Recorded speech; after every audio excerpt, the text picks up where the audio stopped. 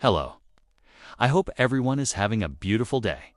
I'm Dr. Stefan, and today we will be talking about migraines, why they happen, what's going on inside your head when one hits, and healthy, natural ways to lower the chances, shorten the attacks, and feel more in control.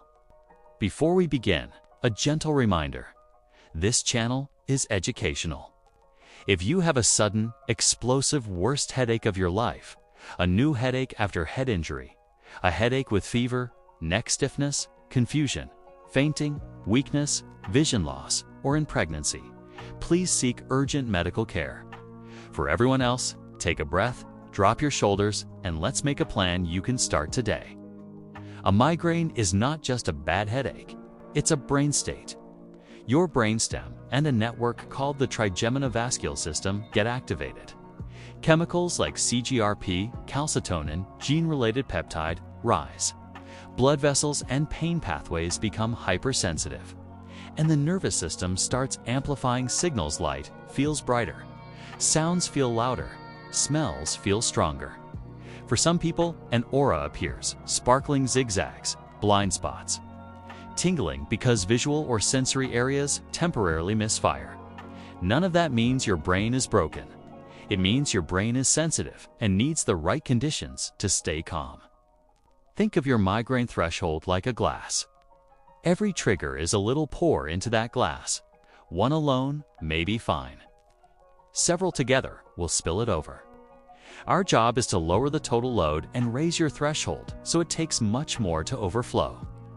Sleep swings are big culprits, too little, too much, or a chaotic schedule. Dehydration and long gaps without food also push the system. Caffeine changes either too much or a sudden cutback can spark attacks. Stress spikes and the letdown after stress both matter. Alcohol, especially red wine, is classic. For some aged cheeses, processed meats with nitrates, foods with MSG or certain artificial sweeteners, very high sugar treats or skipped breakfasts add fuel. Hormonal changes, periods, perimenopause shift the threshold.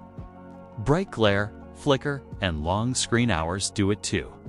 Weather pressure swings can't be controlled, but we can buffer you for those days.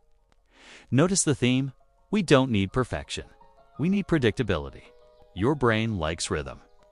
Let's make this practical.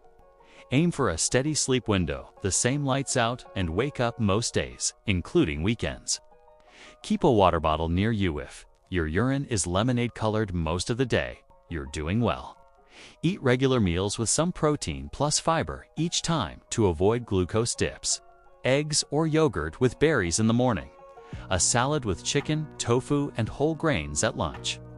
A balanced plate at dinner.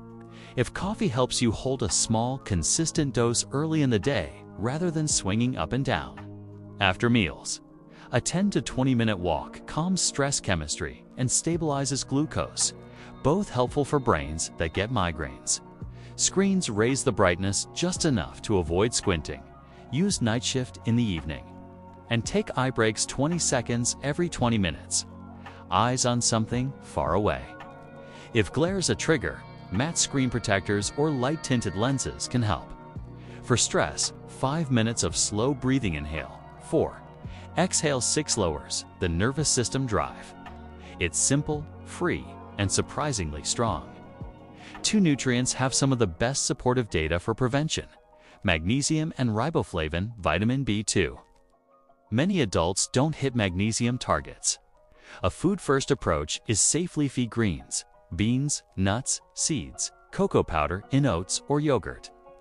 If you and your clinician agree to try supplements, magnesium glycinate in the evening is often well tolerated.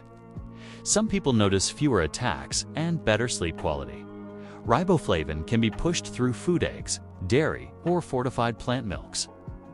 Mushrooms, but prevention studies often use higher doses. Discuss exact amounts with your clinician.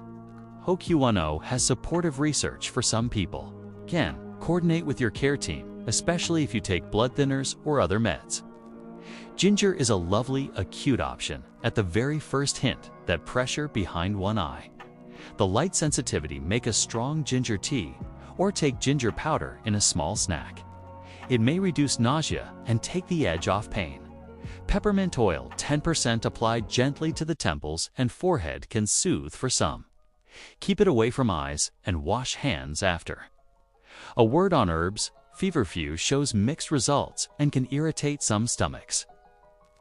Butterbur requires extreme caution because non-purified forms contain hepatotoxic alkaloids. If you ever consider it, use only certified PA-free products and speak with your clinician first.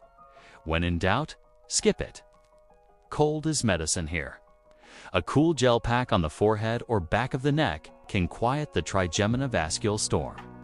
A dark, quiet room, a weighted eye mask, slow breathing, and stillness help your brain reset. If modest caffeine helps you abort an attack, take it early and be consistent day to day so you don't create rebound. At the very first prodrome: yawning, neck stiffness, food cravings. The creeping aura: switch to low light, sip water, and do 5 minutes of slow breathing. Take your ginger if it helps you. Apply the peppermint oil if you like it, and place the cool pack. Keep the caffeine dose small and early if it's part of your strategy. Eat something light with protein: yogurt, eggs, tofu, or a small tuna bean portion so your blood sugar stays steady. Reduce sensory input, silence notifications, step away from bright screens, and let the brain quiet down. If your clinician has given you an acute medication, taking it early, not after hours of suffering, usually works better. For the next month, keep the same sleep window. Drink water through the day. Eat predictable meals with protein and fiber.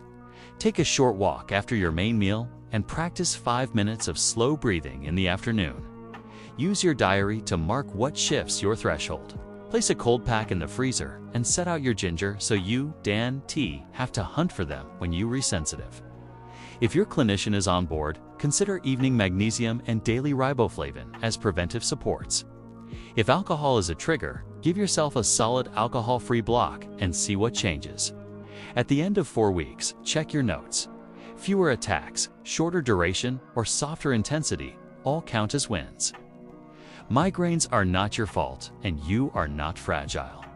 You're sensitive, and sensitivity can be guided. With rhythm in sleep, hydration, meals, and light. With small, reliable tools like ginger, peppermint, cold, and breathing. And with a few well-chosen nutrients when appropriate, most people raise their threshold and reclaim a lot of life. If this helped you, share it with someone who needs hope without hype. If this video is helpful to you, like and subscribe so that you can keep each day the healthy way. I'm Dr. Stefan. Take care of yourself. Drink water, keep a steady rhythm, and I'll see you in the next episode.